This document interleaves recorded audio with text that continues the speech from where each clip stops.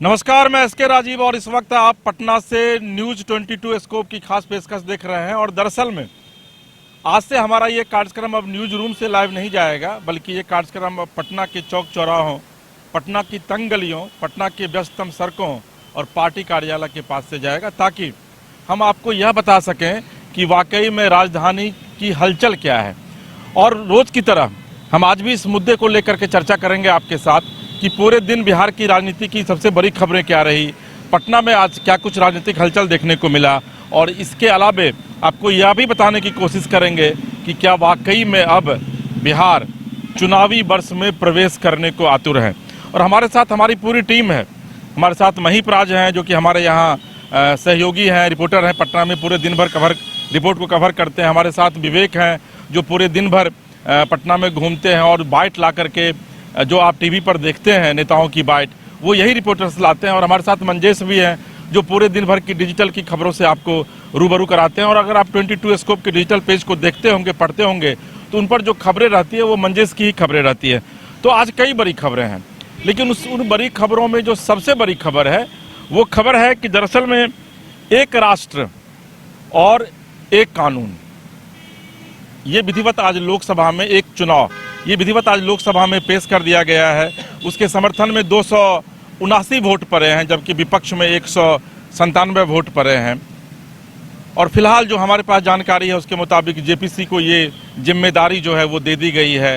यानी कुल मिलाकर आप यह कह सकते हैं कि आने वाले दिनों में बहुत जल्दी विधिवत देश में ये कानून का रूप ले लेगा और 2029 में विधिवत इसकी शुरुआत हो जाएगी। जब 2029 में लोकसभा का चुनाव होगा, उसी समय पूरे देश में एक साथ जब आप वोट गिराने के लिए जाएंगे, तो अब देश में प्रधानमंत्री किसको चुनेंगे वो भी उसी दिन आपको वोट गिराना है, और अपने प्रदेश में मुख्यमंत्री किसको बनाएंगे इसके लिए भी उसी दिन आपको वोटिंग करनी है।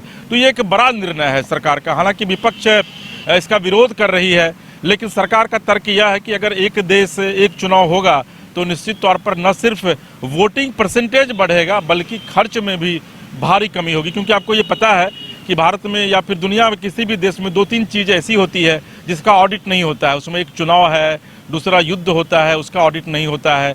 जो फ्लड आता है पूरे देश में, फ्लड से जो तबाही होती है उसकी ऑडिट नहीं होती है।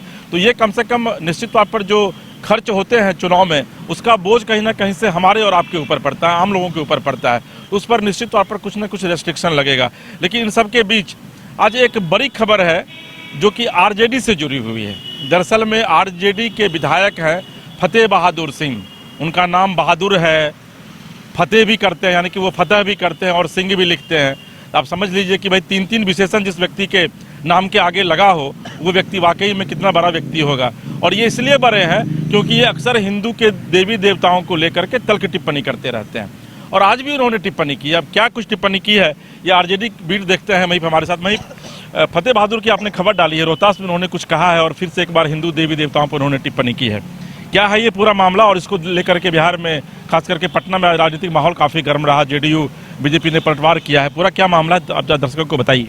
ये बिल्कुल वो मान सम्मान समारोह था जो उनका क्षेत्र है वहाँ, और उसके बाद जो विधायक हैं फतेह बहादुर सिंह आरजेडी से, वो उस प्रोग्राम में गए थे। और उसके बाद उस प्रोग्राम में उन्होंने जो है साफ तौर पर कहा कि ज्योतिबाई फुले हैं, उन्होंने जो काम किया है शिक्षा के क्षेत्र में, उसको लेकर साथ कहा। उन्होंने साफ तौर पर कहा कि सावित्रीबाई फुले भी हैं, इन दोनों ने जो शिक्षा के क्षेत्र में काम किया है वो अटूट है, अमिट है। और उन्होंने कहा कि लोग आखिर 2 रास्ते हैं लोगों के पास, एक है मंदिर जाने का, दूसरा है स्कूल जाने का।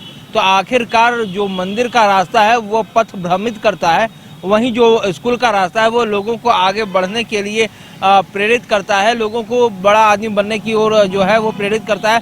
साथ ही उन्होंने कहा कि इंजीनियर्स हों, डॉक्टर्स हों, ये लोग स्कूल से पढ़ के आते हैं, ना कि मंदिर से होकर आते हैं। और इसी को लेकर जो है अब बिहार में राजनीति तेज हो गई है। राजीव जी, अपने दर्शकों को बता दें कि साफ तौर पर जनता दल यूनाइटेड हो या फिर बीजेपी हो, उन्होंने साफ तौर पर कहा कि यह तुष्टीकरण की जो है वह राजनीति हो रही है। उन्होंने कहा कि मुसलमानों का जो वोट बैंक है उसको साधने की कोशिश की जा रही है, इसीलिए हिंदू देवी देवताओं सहित जो तमाम सनातन धर्म है, सनातन संस्थाएं हैं, उसके ऊपर अब जो है वो आरजेडी की तरफ से साफ तौर पर जो है वो हमला किया जा रहा है। देखिए, इस वक्त एक और बड़ी खबर आ रही है। खबर ये है कि देश के गृह मंत्री और भाजपा के कद्दावर नेता अमित शाह ने विधिवत एक निजी चैनल के कार्यक्रम में जब उनसे यह पूछा गया कि क्या नीतीश कुमार को बिहार का मुख्यमंत्री आप बनाएंगे 2025 में अगर आप चुनाव में जीत कर आते हैं, या फिर महाराष्ट्र की तर्ज पे वहाँ भी कुछ होगा, इस पर उन्होंने चुप्पी साध ली। उन्होंने कहा कि मैं एक पार्टी का अनुशासित कार्यकर्ता हूँ और मैं मंच पर सार्वजनिक तौर पर ये बातें नहीं कह सकता हूँ। यानी कि हालांकि जेडीयू कह रही है कि भाई ये उनकी मौन सहमति है इसलिए उन्होंने कुछ नहीं कहा है, लेकिन इसको लेकर के भी सियासत गर्म है। और अब आरजेडी जो है वो तल्ख हो गई है और आरजेडी कह रही है कि भाई बीजेपी की तो ये स्ट्रेटेजी रही है कि साथ मिल करके चुनाव लड़िए और फिर जब सरकार बनाने का वक्त हो तो अपने लोगों को प्रोड्यूस कर दीजिए। दरअसल में विवेक इस पूरी खबर को भी हमें बता रहे थे जब हम महीप से बात कर रहे थे। विवेक, खबरों को आप सर्च करते रहते हैं, ये अच्छी बात है कि रिपोर्टर की ये अच्छी पहचान है। बताइए ये पूरा मामला क्या है? बिल्कुल, अमित शाह ने एक निजी चैनल के इंटरव्यू के दौरान उन्होंने कहा कि जो 2025 का जो विधानसभा चुनाव, जब उनसे पत्रकार पूछे कि 2025 का विधानसभा चुनाव क्या नीतीश कुमार के नेतृत्व में लड़ेंगे, तो उनका सीधे तौर पर तर्क था कि यह जो मामला है वो राष्ट्रीय नेतृत्व का है, हमारे मामला ये नहीं है। और इसके साथ ही साथ पूछा गया क्या मुंबई के तर्ज पर जिस तरीके से महाराष्ट्र में आपने चुनाव लड़ा का, उसके बाद चुनाव लड़ने के बाद सीएम का जो फेस था एकनाथ शिंदे को हटाकर आप फर्नांडिस को किया। उसके बाद जो अमित शाह का जो तर्क था, अमित शाह का कहना है कि ये एक जो राष्ट्रीय नेतृत्व का सवाल है, लेकिन अब इसको लेकर जो जेडीयू हो चाहे वो आरजेडी हो, विपक्ष तो सवाल उठा ही रहा। जेडीयू के अंदर भी है मौन धारण। जेडीयू के जो तमाम प्रवक्ता हैं चाहे बड़े नेता हों चुप्पी साधे हुए हैं। इसके साथ ही साथ जो है अभी जो वन नेशन वन इलेक्शन को भी लेकर जब ने हम मंत्री श्रवण कुमार से बातचीत की तो उन्होंने कहा कि जो ये बिल जो लाया जा रहा है इसमें सभी दलों का सहमति होना चाहिए। जो भी छोटे दल हो, चाहे वो विपक्ष के नेता हों और चाहे वो सत्ता पक्ष के नेता हो, छोटे दलों तमाम नेताओं की सहमति के बाद ही इस बिल को आगे लाना चाहिए। लेकिन अभी तक जो है लोकसभा में बिल गई है और उसके बाद अब जो मामला जेपीसी में चला गया है, अब देखना होगा कि बिल। जेडीयू ने तो समर्थन किया है विवेक, जेडीयू के जो 12 सांसद थे उन्होंने तो पूरा समर्थन किया है इसको, लोग लोकसभा में मौजूद भी थे। जेडीयू के लोगों ने समर्थन वहाँ जरूर किया, लेकिन जेडीयू का जो बड़े नेता है श्रवण कुमार, नीतीश कुमार के करीब बैठते हैं। अरे सर, ललन सिंह से बड़े नेता थोड़ा है श्रवण कुमार। चलिए राजीव जी, जब आज हमने राष्ट्रीय प्रवक्ता है राजीव रंजन उनसे बात करने की कोशिश की तो उन्होंने साफ तौर पर कहा कि हमारा बिल्कुल जो है वन नेशन वन इलेक्शन को समर्थन है। और इसके पहले जब रामनाथ कोविंद की कमेटी बनी थी, उनकी अध्यक्षता में कमेटी बनी थी, तो उस समय हमारे पार्टी के जो मंत्री हैं, केंद्रीय मंत्री ललन सिंह और जो कार्यवाहक राष्ट्रीय अध्यक्ष हैं संजय झा, इन दोनों ने जाके बजाबते मिले थे और उसके बाद उन्होंने कहा था कि हम वन नेशन वन इलेक्शन के संबंध में आपको अपना यानी जनता दल यूनाइटेड का जो है वो समर्थन देते हैं। क्योंकि वहीं पे एक जो बड़ा सवाल ये है कि अमित शाह की चुप्पी वाकई में क्या कुछ कहती है? जेडीयू नेताओं की धड़कनें तेज हो गई हैं क्या? बिल्कुल, देखिए अभी करीब 11 महीने का समय है बिहार विधानसभा के चुनाव को लेकर और वाकई में ये कहीं ना कहीं अभी इतनी जल्दी बोलना जो है वो बीजेपी के लोग उचित नहीं समझ रहे, क्योंकि नीतीश कुमार की कभी कभी जो मेंटलिटी होती है या कभी कभी जो हरकतें होती है वो सार्वजनिक स्तर पर भी आपने देखा और हमारे दर्शकों ने भी देखा है कि वो कभी किसी इंजीनियर के पैर जोड़ने लगते हैं सभा मंच पर भी। और बिहार विधानसभा की अभी जो हमारा शीतकालीन सत्र हुआ था उसमें वो जब अशोक चौधरी भाषण दे रहे थे तो उनके ब्रेसलेट को टटोलने लगे। उसी में बीच में जो अशोक चौधरी थोड़ा सा नर्वस हो गए कि माननीय मुख्यमंत्री क्या कर रहे हैं और उसके बाद 2 शब्द बोल के वो तुरंत बैठ गए। तो अब इसको लेकर कि चूंकि जो लगातार विपक्ष है वो यह सवाल उठा रहा है कि अब उनकी एज हो गई है और उसको लेकर उन्होंने कहा, विपक्ष कह रही है कि अब ये थक गए, क्योंकि वाकई में जो आदमी का नेचर होता है, आपका शरीर जो हो, जो मानसिक स्थिति है वो एक एज के बाद धीरे धीरे आपका। सर तो मोदी जी तो बड़े हैं, नीतीश जी से पूरा दौड़ रहे हैं। नहीं, आखिर मोदी जी के जो हाव भाव को देखिएगा और नीतीश जी के हाव भाव को देखिएगा। नीतीश जी कंटिन्यू काम करते आ रहे हैं और अब एक एज होता है, सबके शरीर का अपना साथ देने का एक ये होता है, ह्यूमनिटी पावर होती है, उसको लेकर भी है। क्योंकि अब आप जहाँ तक करें मोदी जी बड़े हैं तो उनको वो सारी चीजें जो हैं फैसिलिटीज हैं वो मिलती है। आप कहिएगा कि मुख्यमंत्री को भी मिलती हैं, तो ऐसा नहीं, जो आदमी का अपना ह्यूमनिटी। हम बात करेंगे फिर आपसे। और इस सब के बीच एक बड़ी खबर जिससे रूबरू कराना आपको बहुत ही जरूरी है कि बिहार के मुख्यमंत्री नीतीश कुमार पहले 15 तारीख से महिला संवाद यात्रा पर निकलने वाले थे। अचानक उनका प्रोग्राम चेंज हो जाता है और ये पता चलता है कि फिलहाल अभी वो यात्रा पर नहीं निकलेंगे। महिला संवाद यात्रा को लेकर क्या कुछ हुआ ये बताने की आवश्यकता नहीं है, किस तरीके से लालू जी ने कमेंट किया, फिर उसको लेकर के बिहार में राजनीति काफ़ी बयानबाजी भी तेज हुई। लेकिन आज अचानक 3 बजे के करीब मुख्यमंत्री आवास से एक मैसेज दिया जाता है पत्रकारों को और यह कहा जाता है कि मुख्यमंत्री अब 23 तारीख से बिहार में प्रगति यात्रा पर निकलने वाले हैं और पहले फेज में लगभग 7 या 8 डिस्ट्रिक्ट का वो दौरा करेंगे और मंजेश जो कि हमारे वेब पेज को देखते हैं, उन्होंने विधिवत इस खबर की जानकारी फ़ोन करके दी मुझे, चूँकि मैं बाहर था उस समय किसी दूसरे काम से। तो मुझे लगा कि ये एक बहुत बड़ी खबर है, क्योंकि अचानक मुख्यमंत्री अगर प्रगति यात्रा पर जा रहे हैं तो निश्चित तौर पर उसका कुछ ना कुछ एक इम्पॉर्टेंस है। और देखिए कि अभी हम लोग आपसे बात कर रहे हैं और ये बहुत ही महत्वपूर्ण सड़क है, वीरचंद पटेल पथ, यहाँ बगल में बीजेपी की कार्यालय है और एक भीषण यहाँ दुर्घटना जो है अभी वो हमारे सामने हो रही है। हालांकि जो हमारे सहयोगी हैं वो लोग भी वहाँ दौड़ कर गए हैं एक बाइक वाले को बचाने के लिए। खैर चलिए, दरअसल में मुख्यमंत्री इस प्रगति यात्रा पर क्यों निकल रहे हैं, आखिर यात्रा का नाम क्यों बदल दिया गया, क्या लालू यादव या फिर विपक्ष के प्रेशर में इस यात्रा का नाम बदल दिया गया, इन मुद्दों पर बात करेंगे हम मंजेश से, क्योंकि मंजेश डीपली उन्होंने विधिवत आज अध्ययन किया है और वेब पेज पर खबर भी आज सबसे पहले जितने भी पोर्टल्स हैं उस सबसे पहले खबर न्यूज़ 22 स्कोप ने ही आपको बताया और आप लोगों ने उसको पढ़ा भी होगा। और हमारे आप डिजिटल पेज को पढ़िए भी, हमारे चैनल को भी देखिए, हमारे डिजिटल पेज को भी पढ़िए और हमारे यूट्यूब को भी आप देखिए। तो मंजेश बड़ी खबर से आपने मुझे रूबरू करवाया था उस समय और आप भी काफ़ी एक्साइटेड थे, आपने मुझे फ़ोन किया था तो बहुत एक्साइटेड होकर कि सर बड़ी खबर आ गई है। देखिए, पत्रकारों के अंदर का ये जिन होता है और उस जिन को हमेशा जिंदा रखना चाहिए। क्या कुछ खबरें आई मुख्यमंत्री की, क्या कुछ प्रस्तावित यात्रा है, ये जरा सा आप दर्शकों को बताइए।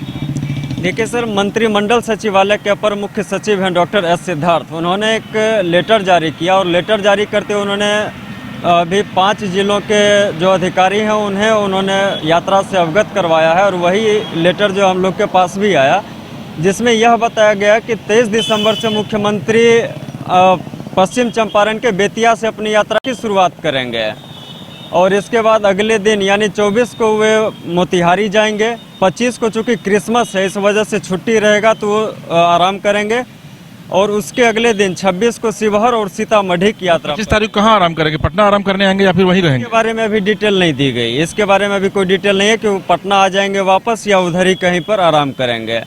26 तारीख को शिवहर सीतामढ़ी, 27 को मुजफ्फरपुर और 28 को वे वैशाली में आएंगे और वैशाली के बाद उनकी पहली चरण की यात्रा समाप्त हो जाएगी।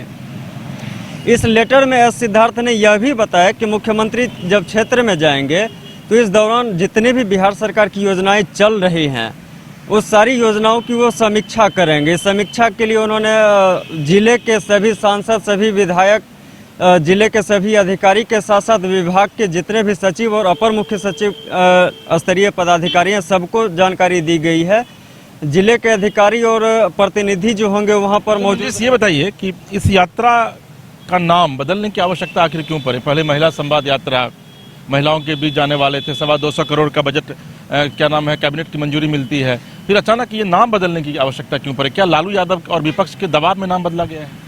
बिल्कुल सर, इसे हम कह सकते हैं, चूँकि मुख्यमंत्री का जो शेड्यूल है, जो मतलब यात्रा के दौरान ये जो कुछ करने वाले थे उसमें तो कहीं कोई बदलाव है नहीं, बस इनका जो है बदलाव यात्रा के नाम में हुआ। महिला संवाद यात्रा से इसे प्रगति यात्रा कर दी गई है और अब इस यात्रा के दौरान ये दिखाया जा रहा है कि हम जो जा रहे हैं जिलों में या क्षेत्र में घूमने जा रहे हैं वहाँ पर हम अपने सारी योजनाओं की प्रगति का जायजा लेंगे और जहाँ कुछ भी कमी दिखेगी उसमें तेजी लाने की कोशिश करेंगे। तो देखिए, ये प्रगति यात्रा है और नीतीश जी अब प्रगति यात्रा पर निकलने के बाद देखेंगे कि वाकई में बिहार कितना प्रगति किया है और जहां प्रगति बिहार नहीं किया है वहां पर कैसे बिहार प्रगति करेगा, इस चीज़ को समझने की कोशिश करेंगे। अमूमन नीतीश कुमार यात्रा करते रहते हैं और यात्रा की बदौलत ही वो सत्ता भी उनको मिली थी। ये भी आपको याद होगा, जब लालू प्रसाद यादव हुआ करते थे सरकार में तो उस समय उन्होंने उनके खिलाफ यात्रा की शुरुआत की थी। तो ये एक बड़ी खबर है जिससे हमने आपको रूबरू करवाया और उनका नाम क्यों रखा गया ये मंजेश बता रहे थे। अब इस वक्त एक और बड़ी खबर आ रही है। दरअसल में प्रशांत किशोर जन स्वराज के संस्थापक हैं, अरविंद केजरीवाल से भी खुद को बड़ा नेता मानते हैं। वह उनको लगता है कि भाई दिल्ली की तरह बिहार में वो अचानक आएंगे और फिर अचानक से उनकी सरकार बन जाएगी। हालांकि पिछले दिनों जब बिहार में उपचुनाव हुआ तो इसमें उन्होंने वोट परसेंटेज उनका अच्छा रहा और यही वजह है कि उनका मनोबल काफ़ी बढ़ा। अभी जो शिक्षक स्नातक जो चुनाव हुआ है उपचुनाव, उसमें भी जो प्रशांत किशोर की पार्टी के जो लोग थे वो दूसरे नंबर पर थे, तो निश्चित तौर पर मनोबल इससे बढ़ता है। लेकिन अब इनका मनोबल इतना बढ़ गया है कि आज उनके 2 बड़े नेता पार्टी छोड़ दिए और ये दोनों बड़े नेता हैं, एक देवेंद्र यादव हैं और एक मुनाजिर हसन है। दोनों मंत्री रह चुके हैं, बड़ी उनकी छवि है प्रोफाइल लीडर माने जाते हैं। और मुझे याद है कि जब देवेंद्र यादव शामिल हो रहे थे तो मैं भी उस कार्यक्रम में गया हुआ था अपने सहयोगी के साथ, तो वहाँ पर देवेंद्र यादव बड़े प्रेम से प्रशांत किशोर से गले मिले थे और प्रशांत किशोर ने कहा था कि ये मेरे बड़े भाई है और इनके अनुभव का लाभ लिया जाएगा। मुनाजिर हसन के साथ भी कुछ ऐसा ही हुआ, लेकिन आज अचानक दो बड़े नेताओं ने जनसुराज का साथ छोड़ दिया और उन्होंने जो आरोप लगाया है वह आरोप यह है कि प्रशांत किशोर खुद को डिक्टेटर समझते हैं। उन्होंने यह कहा है कि खुद को लालू और नीतीश से भी बड़ा नेता समझते हैं और यही वजह है कि उनके डिक्टेटरशिप से परेशान होकर के हम दोनों नेता पार्टी का साथ छोड़ रहे हैं। हमारे साथ महीप हैं, जनसुराज पार्टी को देखते हैं। महीप, क्या ऐसी क्या वजह हो गई कि भाई दोनों नेता बड़े नेता हैं, दोनों प्रशांत किशोर से निश्चित तौर पर बड़ा कद है इन दोनों नेताओं का, इन लोगों ने साथ छोड़ दिया? जी बिल्कुल, जिस तरह से पार्टी अभी उभर रही है और बिहार विधानसभा उपचुनाव की बात कर ले या फिर जो स्नातक विधान परिषद की बात कर ले उपचुनाव की, तो इन दोनों रिजल्टों से जो है वो काफ़ी प्रशांत किशोर जो है वो काफ़ी खुश थे और उन्होंने कहा कि हमारी पहली ही कदम में हमें कामयाबी मिली नहीं, लेकिन कामयाबी के करीब हम चले गए थे। और उसके बाद उन्होंने कहा कि ये मेरी स्टेज जो है वो रणनीति है, उसको लेकर वो काफ़ी ज़्यादा जो है खुश थे और उसी की वजह से अब वो किसी की बात नहीं सुन रहे थे। लगातार जो है मुनाजिर हसन हैं और जो उनके सहयोगी हैं, उन दोनों ने साफ तौर पे कहा कि भैया ये डिक्टेटरशिप नहीं चलेगी, हम भी कोर कमेटी में, हमारी भी बात सुनिए, हमारा भी जो राजनीतिक अनुभव है आप उसको लीजिए। लेकिन प्रशांत किशोर ने कहा कि हमने जो है लगातार चुनाव जिताने का काम किया है, हम चुनाव जिताने के लिए रणनीति बनाते हैं, तो हम जो कहेंगे वो बात आपको सुननी होगी।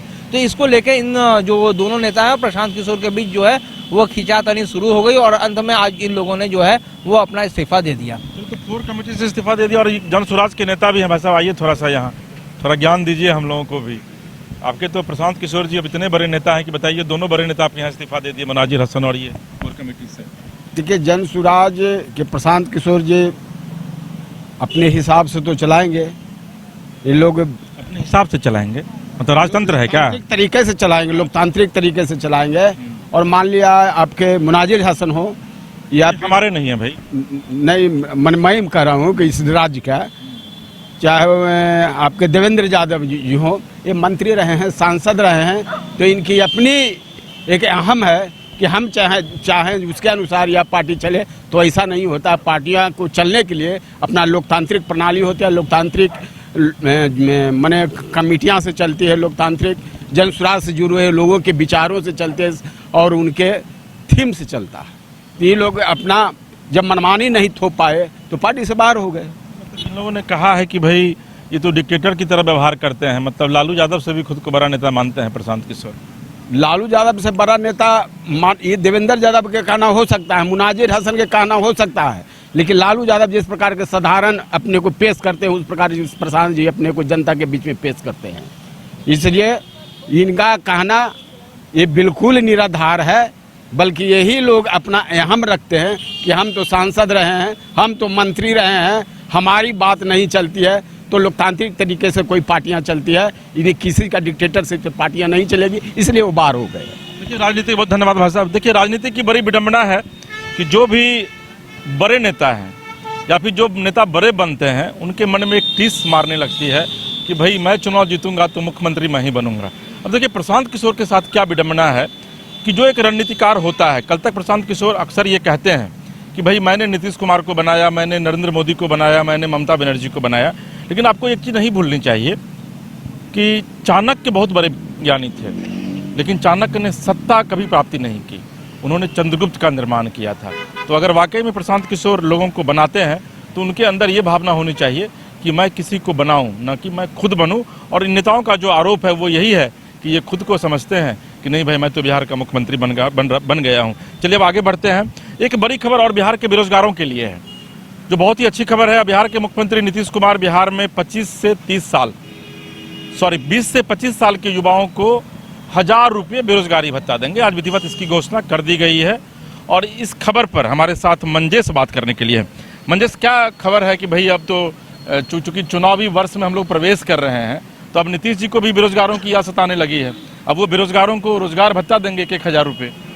सर ये भत्ता जो है पहले से योजना है और अभी फिर से इसको रिन्यू कर रहे हैं नीतीश कुमार, और इसमें जो है वैसे युवा शामिल होंगे जिन्होंने 10+2 कर लिया है और अभी ना तो वो कहीं आगे की पढ़ाई कर पा रहे हैं किसी कारण से, और ना ही उनके पास कोई रोजगार है। ऐसे युवाओं को अधिकतम 2 साल के लिए 1000 रुपये प्रति महीने दिए जाएंगे।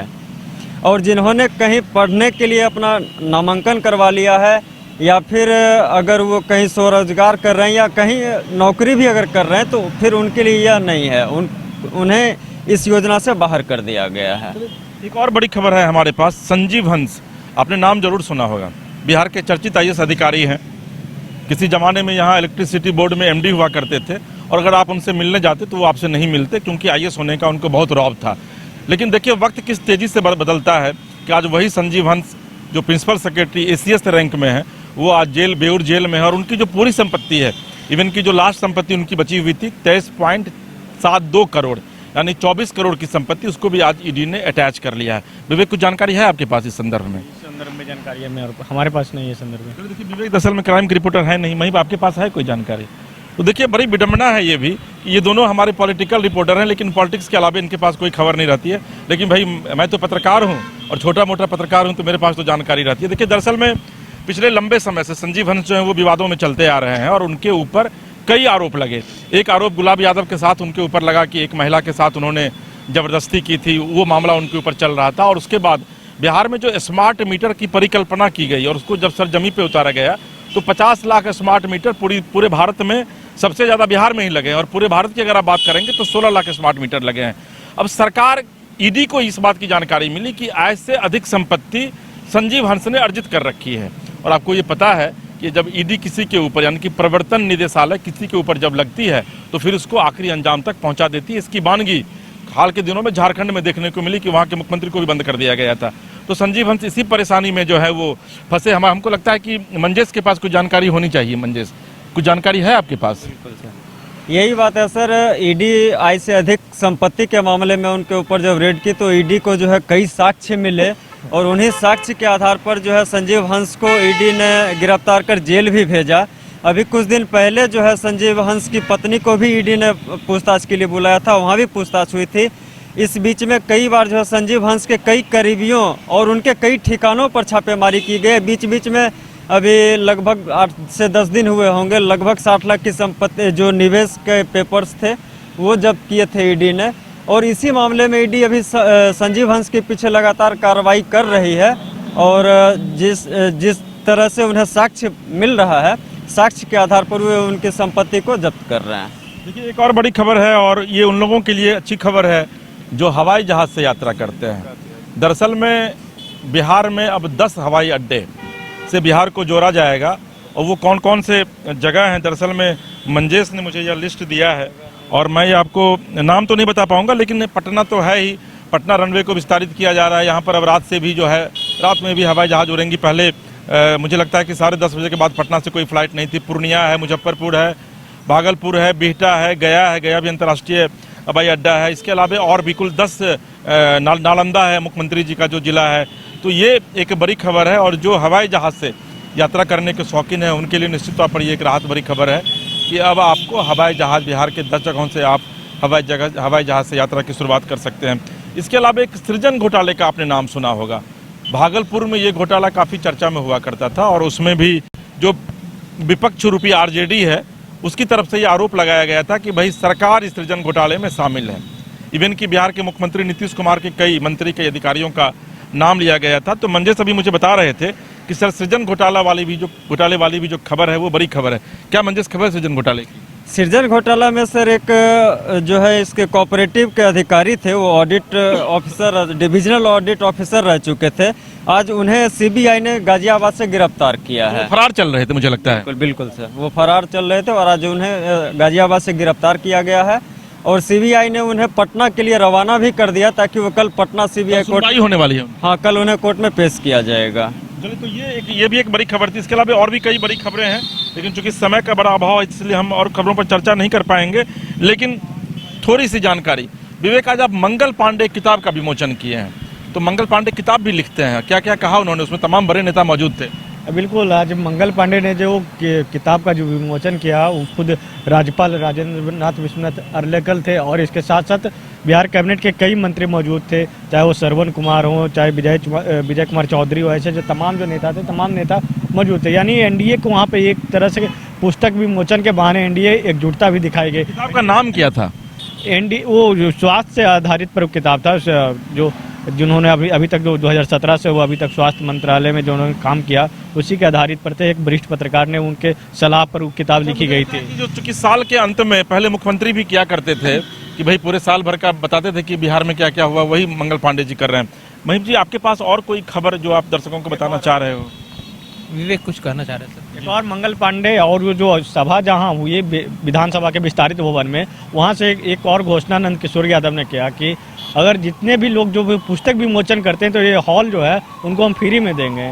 यानी कि बहुत लोगों को भी, आम लोगों को भी फ्री में हम देंगे। यानी एक बड़ी खबर है कि आप अगर किताब लिखते हैं और आपको अगर विधानसभा एनएक्सजी में जाकर के उसको विमोचन करवाना है तो वो फ्री मिलेगा। आज विधिवत नंद किशोर यादव जी अध्यक्ष उन्होंने घोषणा की। महिम, आपके पास कोई खबर और दर्शकों के लिए बताइए। सर, सबसे बड़ी खबर ये है कि अब जब नीतीश कुमार यात्रा पर निकलेंगे तो आज जिस तरह से उसको लेकर राजनीति हुई है, अब उसमें अब कौन सा रंग आता है वो कल देखने की बात होगी।